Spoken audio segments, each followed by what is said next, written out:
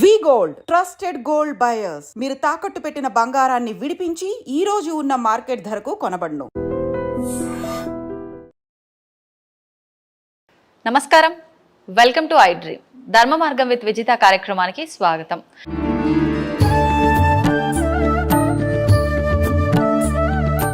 నమస్కారం అండి. నమస్తే అమ్మా.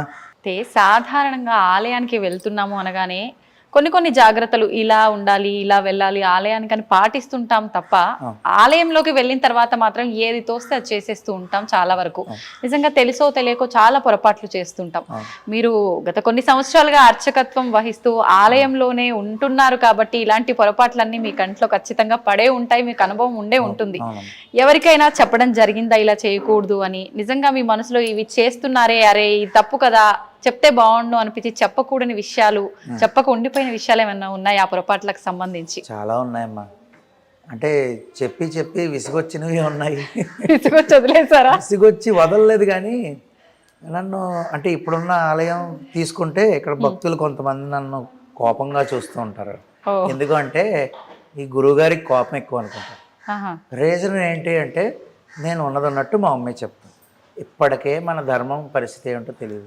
దాన్ని కాపాడుకోవడానికి అర్చక స్వామి అనేవారు స్వామి యొక్క సేవలో ఉంటూ ఇంకా మిగిలినవి ఇటువంటి కార్యక్రమాలు ఒక భక్తుల్ని ఒక నిర్దేశమైన మార్గంలో నడిపించగలగాలి. అది నేను గట్టిగా ఖండించడం చెప్పడమే, ఏమీ లేదమ్మా. ఇప్పుడు ఆలయానికి ఒక అబ్బాయి షార్ట్ వేసుకుని వస్తాడు, అది ఎంత మహాదోషం. అది షార్ట్ వేసుకుని రాకూడదు. ఖచ్చితంగా అటువంటి పూర్ణంగా మనం కట్టుకుంటే పంచో లేదంటే లుంగీలాగో ఓ వస్త్రం కట్టుకున్నా, తప్పకపోతే ప్యాంట్ వేసుకో రావచ్చు. మరీ షార్ట్లు వేసుకుని బాక్సర్లు వేసుకుని రావడం ఏంటమ్మా? నేను చూశాను ఇదే ఆలయంలో. అంటే ఉదాహరణకు చెప్తున్నా, ఆడవారైతే జుట్టు వేరుబోసుకుని వస్తారు. ప్రతి ఒక్క ఆ అమ్మాయికి వాళ్ళందరికీ నేను చెప్తూనే ఉంటాను, ఖచ్చితంగా జుట్టు వెరబోసుకుని రాకూడదు, ముడేసుకునే ఖచ్చితంగా రావాలి. అంతేకాకుండా ఇటువంటి కొంచెం ఇబ్బందికరమైన దుస్తులతో వచ్చిన వాళ్ళు ప్రతి ఒక్కరికి నేను ఖండించే చెప్తాను. నా బాధ ఏం లేదండి. మనం ఇప్పుడు మీరు అన్నట్టు ఆలయంకి ఏ విధంగా వెళ్ళాలో ఆ విధంగా వెళ్ళి మనం అక్కడ స్వామివారి మీద మనసు లగ్నం చేస్తే ముందు కోరికలు తీరడం పక్కన పెట్టండి. అవును, మనిషికి కావాల్సిన మనశ్శాంతి లభిస్తుంది. అంతేకాకుండా ఒక కొబ్బరికాయ కొడతారు. ఆ కొబ్బరికాయ కొట్టిన తర్వాత అది పాడయ్యిందా లేదా బాగుందా అనేది కూడా ఒకసారి చూసుకోవాలి కదా. ఇప్పుడున్న పరిస్థితి ఏంటో తెలుసా అండి? కొబ్బరికాయ కొడితే అందులోంచి నీళ్ళు వచ్చిన తర్వాత తీసుకొచ్చి పళ్ళెంలో పెట్టేస్తారు, అయిపోయింది. అక్కడ దీపారాధన చేస్తారు. దీపారాధన చేసిన తర్వాత జిడ్డు చేతులతో తీసుకొచ్చి ఇస్తారు. ఆ కొబ్బరికాయ కొట్టిన తర్వాత దానికి ఇంకా నైవేద్యానికి కూడా ఎవరు, నేను నైవేద్యం కూడా పెట్టలే, దానికి ముందు కుంకుమ బొట్లు పెట్టేస్తారు. అది కుంకుమ బొట్లు ఏ విధంగా పెడతారు? అసలు కొబ్బరికాయకి పెట్టకూడదు. ఇప్పుడు నేను కొబ్బరి పచ్చడి చేసుకోవాలనుకున్నానండి. సరే, నేను స్వామివారి మీద భక్తి కలిగిన వ్యక్తిని కాబట్టి, అంటే నా గురించి ఉదాహరణ చెప్పుకోవాలి కాబట్టి చెప్తున్నాను, కానీ నేను ఇలా అని అనట్లేదు. ఆయనకి ఒకసారి నైవేద్యం పెట్టేసి నేను కొబ్బరి పచ్చడి చేసుకుని తింటాను, దోషం లేదు అందులో. కానీ ఆయనకి నేను కుంకుమ బొట్లు పెడితే తింటానండి కుంకుమ అన్న ముక్క, అలా కాదు. అది పూర్వం ఏంటంటే ఆ కుంకుమ ఇంటికి తీసుకెళ్ళాలి అనే ఉద్దేశంతోనూ కొంచెం దాని మీద పెట్టుకుని బొట్టు పెట్టుకుని అందరికీ గుడికి రాని వాళ్ళకి తీసుకువెళ్ళేవారు.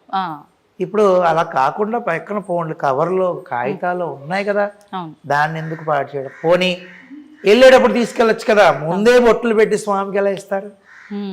ఎన్ని అంటే జరుగుతున్నాం చాలా. మీరు అన్నట్టు అర్చక స్వామిగా ఉన్నాను కాబట్టి ప్రతి నిత్యం నేను చూస్తూనే ఉన్నాను. ఓకే, యాపిల్ పండించారు స్వామికి, ఆ కాశ్మీర ఫలం అంటారు దాన్ని, ఆ ఫలాన్ని తీసుకొచ్చి ఇచ్చారు. దాని మీద స్టిక్కర్ కూడా తీయరు. స్టిక్కర్ కూడా తీయకుండా ఫలాన్ని తీసుకొచ్చి స్వామివారికి ఇచ్చేస్తే, అదే నువ్వు తీసుకున్నప్పుడు ఏం చేస్తావు?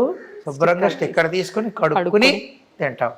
అయితే ఇప్పుడు భగవంతుడికి సమర్పించే పనులన్నీ మనం కడిగి పెట్టాలా అండి? ఖచ్చితంగానమ్మా, ఆ ఫలాన్ని బట్టి ఉంటుంది. ఖచ్చితంగా ఏ ఫలమైనా సరే అమ్మా, శుద్ధిగా ఇవ్వాలి అంటారు. కొన్ని ఇప్పుడు ఫర్ ఎగ్జాంపుల్ పంపర పనస పండు ఉంది, స్వామివారికి నైవేద్యంకి ఇస్తాం, లేదా పనస పండు నైవేద్యంకి ఇచ్చారు అనుకోండి, నాకు ఇచ్చిన వాళ్ళు ఉన్నారు, కడిగి పెట్టవలసిన అవసరం ఉండదు. దాన్ని శుభ్రంగా నీళ్లు జల్లి శుద్ధి చేసి స్వామివారికి పెట్టచ్చు. ఒకవేళ భక్తులు కడిగిచ్చినా మళ్ళీ మేము అర్చక స్వామిలో నీళ్లు జల్లుతాం. కానీ నేను అనేది ఏంటంటే ఇచ్చే పండు ఎలా ఉందో చూసుకోండి అంట, అంతకు మించి ఇంకేం కాదు. అరటిపండు ఒకవేళ మనం స్వామివారికి ఇస్తే గనక నైవేద్యంకి బయట రెడీగా ఉంటాయి, రూపాయికి ఒక పండు చెప్పున అవి కొంటాం. అదే నేను తినాలనుకుంటే నేను చక్కెరకేళి అరటిపండు కొనుక్కుని తింటాను. అది ఎంతవరకు సమంజసం? అంతేనా కాదండి?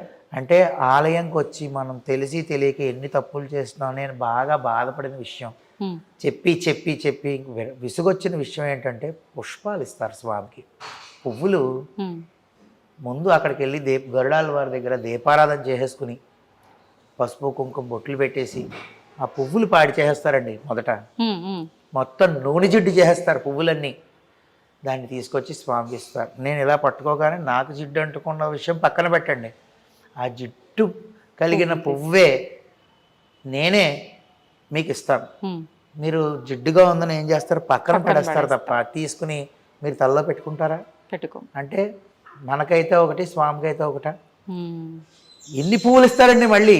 ఆ పువ్వులన్నీ ఒకదానికి రెక్క ఉండదు, ఒకదానికి కాడు ఉండదు, ఒకటి పసుపు కుంకుమ, ఆ తర్వాత జిడ్డుతో ఉంటుంది. నా బాధ ఏంటంటే నేను మొత్తుకుని చెప్పేది, పెద్దలు చెప్పిన విషయం ఏంటంటేనండి, పాడైపోయిన పుష్పాలు, అసలు సమంగా లేని పుష్పాలు ఇస్తే స్వామి పూజకి 2 దోషాలు జరుగుతాయి. ఒకటి అర్చకుడికి చిన్న దోష ఫలితం వస్తుంది పూజ చేస్తే.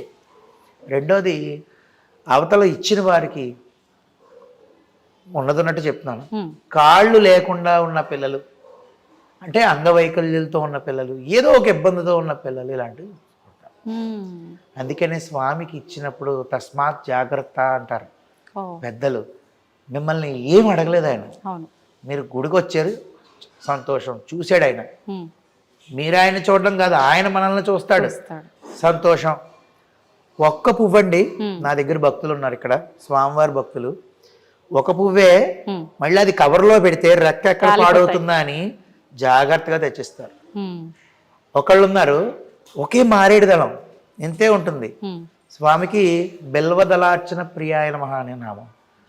మరి తీసుకొచ్చి ఒకే మారేడు దళం చిన్నది, అది చూస్తేనండి ముద్దొచ్చేస్తుంది మనకే, అంత అందంగా ఉంటుంది, తీసుకొచ్చి స్వామివారికి పెట్టండి అంటారు.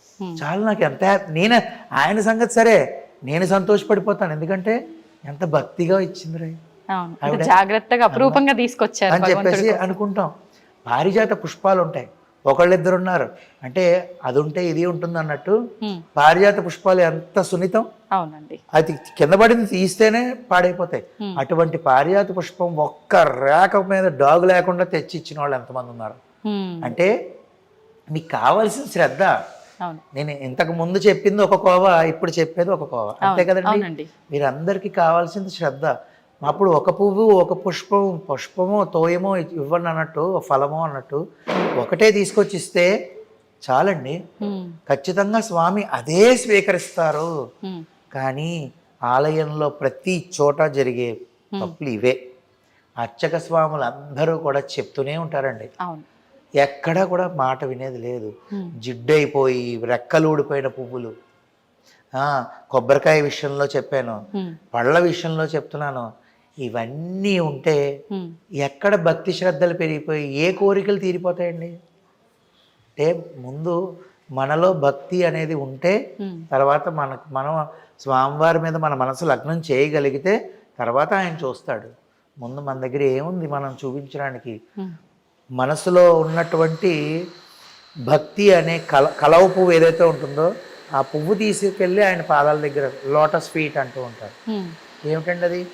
అంటే మన మనసులో ఉన్న భక్తి అనే పువ్వుని, కమల పువ్వుని తీసుకెళ్ళి స్వామి దగ్గర అర్పిస్తే అదే ఆయనకి కావాలి. ఎన్నిసార్లు వచ్చేసి 108 ప్రదక్షిణాలు చేసేస్తాను, పరిగెడుతూ ఎందుకండి ప్రదక్షిణాలు చేయడం? ఈ ప్రదక్షిణలు చేసే విధానం కూడా నామస్మరణ లేకుండానే మీరు అన్నట్టుగా పరిగెత్తుతూ హడావిడిగా తిరిగి వాళ్ళ పని అయిపోయింది, వేరే పని ఉందని హడావిడిగా వెళ్ళిపోతారు.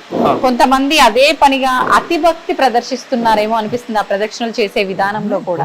ఎలా ఉండాలండి అసలు నిజంగా? అంటే ప్రదక్షిణం అంటే ధ క్షీ నా అని 4 ప్ర అంటే మనం వేసే ప్రతి అడుగుకి మన కర్మలు నశించిపోతూ ఉంటాయి. అలాగా పాపక్షయం ఏదైతే ఉంటుందో ఆ క్షయం అంటే పాపాలన్నీ క్షయం అయిపోతాయి. ఆ తర్వాత ప్రదక్షిణం వల్ల ఆఖరిలో మోక్షాన్ని పొందుతాం. ఈ ప్రదక్షిణం అనేది చేస్తూ ఉండడం వల్ల దానికి చాలా అర్థం ఉంది. మనం అడుగులో అడుగేసుకుంటూ నెమ్మదిగా చేయాల్సిన పని లేదు, కానీ ఆచితూచి అడుగేయాలి ప్రదక్షిణ అనేది.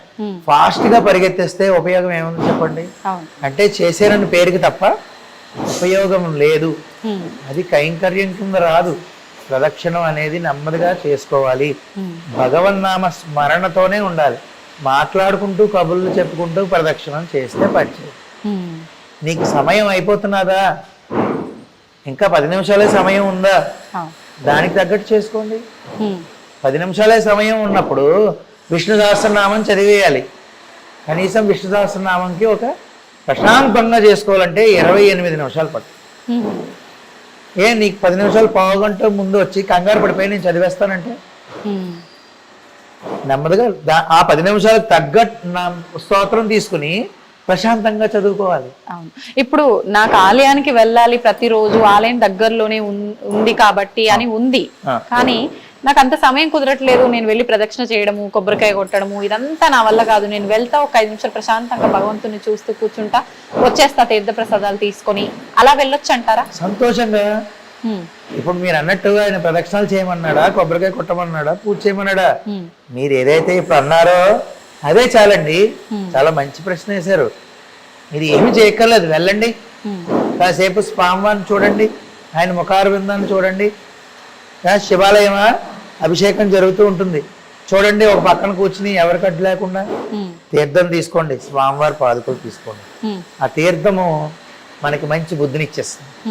మీరు ఈ కూర్చున్న 5 నిమిషాలు ఏ ఆలయ ప్రతిష్ఠ అయినా కూడా కింద రాగి యంత్రాలకి పెట్టి దాని మీద కొన్ని లక్షల సార్లు మూలమంత్రాన్ని జపం చేసిన జలాన్ని విడిచిపెట్టి దాన్ని స్వామివారి కింద ఉంచితే ఎలక్ట్రోమాగ్నెటిక్ వేవ్స్ అనేవి ప్రొడ్యూస్ అవ్వి మనం ప్రదక్షిణం చేస్తున్నప్పుడు అవన్నీ మన శరీరానికి పట్టి మనం కూర్చుని ఉన్నప్పుడు కూడా మంచి ఆలోచనలు ఇచ్చి ఒక మంచి మార్గాన్ని, ఒక కష్టంతో నేను వచ్చానండి ఆలయంకి, తదేక దృష్టితో మీరు భక్తి శ్రద్ధలతో స్వామిని చూసి కొంచెం మానసికంగా ప్రశాంతంగా కళ్ళు మూసుకుని ధ్యానం చేసుకుంటే స్వామి నామాన్ని, స్వామి రూపాన్ని, మీకు ఏదైతే కష్టం ఉందో తొలగిపోయే మార్గాన్ని మీరు తీసుకుని గుడిమెట్లు దిగుతారండి.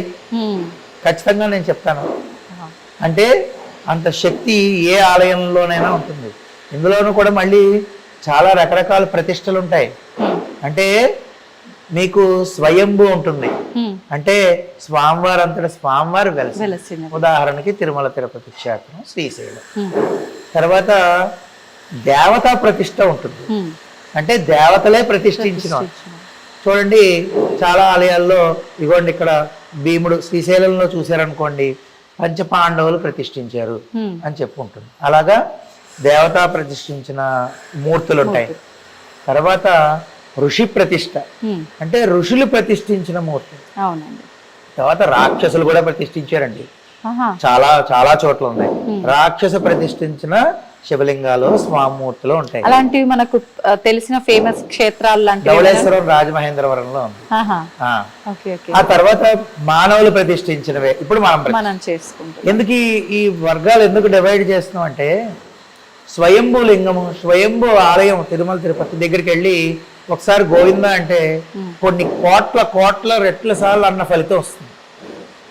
అది దేవతా ప్రతిష్ఠ దగ్గరికి వెళ్ళారు, అక్కడికి వెళ్తే మనం ఒకసారి గోవింద అంటే 1,000,000 సార్లు అన్న ఫలితం వస్తుంది.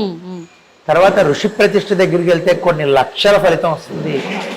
అదే రాక్షస ప్రతిష్ఠ దగ్గరికి వెళ్తే 1,00,000 సార్లు అన్న ఫలితం వస్తుంది. మనం ఆఖరి మానవ ప్రతిష్ఠ దగ్గరికి వెళ్ళి మనం ఓం నమ శివాయ అన్నాం అనుకోండి, ఒకసారి అన్న ఫలితం వస్తుంది.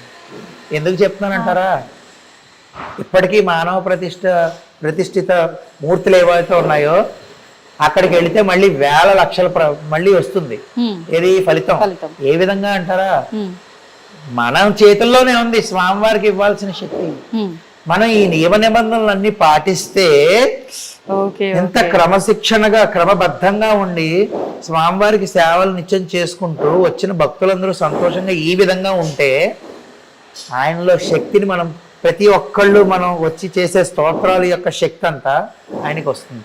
అప్పుడు నేను గోవింద అని ఈ గుళ్ళో ఒకసారి అన్నప్పుడు, ఫస్ట్ లో ప్రతిష్ఠ అయినప్పుడు ఒకసారి ఫలితం వస్తే కొన్ని సంవత్సరాలు వచ్చే కొద్దీ కొన్ని వేల సార్లు శక్తి వస్తుంది. మన మానవ ప్రతిష్ఠ మూర్తులు ఏవైతే ఉన్నాయో మనకి మనం స్వామిని శక్తి పెంపొందింప చేయగలగాలి. అవన్నీ చెయ్యాలంటే ఖచ్చితంగా ఇలాగా కొన్ని నియమ నిబంధనలు చేస్తూ తప్పులు వహించకుండా ఉండాలి. నిజంగా అర్థం అవుతోంది మీరు చెప్తుంటేనే. చూస్తుంటారు పురోహితులు ఆలయాలకి వెళ్ళినప్పుడు కానీ కొంతమంది చూసి చూడనట్టుగా ఉంటారు, కొంతమంది చెబితే వినేవాళ్ళు చాలా తక్కువ ఉంటారు. ఏంటి ఎప్పుడు ఇలా కోపగించుకుంటారు, ఏం పని పాట లేదా, ఆయన పని ఆయన చూసుకోకుండా అనుకునే వాళ్ళే ఎక్కువగా ఉంటారు. కానీ ఈ వీడియో రూపంలో అందరికి ఒక మంచి మెసేజ్ వెళ్తుందని ఆశిస్తున్నాను. నేను ఎప్పుడు నా ఛానల్లో చెప్తాను, 10 మంది మారినా చాలా మన అంతే అంతే. మీరు అంత దూరం నుంచి వచ్చినందుకు కానీ నేను చెప్పినందుకు 10 మంది అవును అంతే. ధన్యవాదాలండి. జై శ్రీమన్నారాయణమ్మ, చాలా సంతోషం.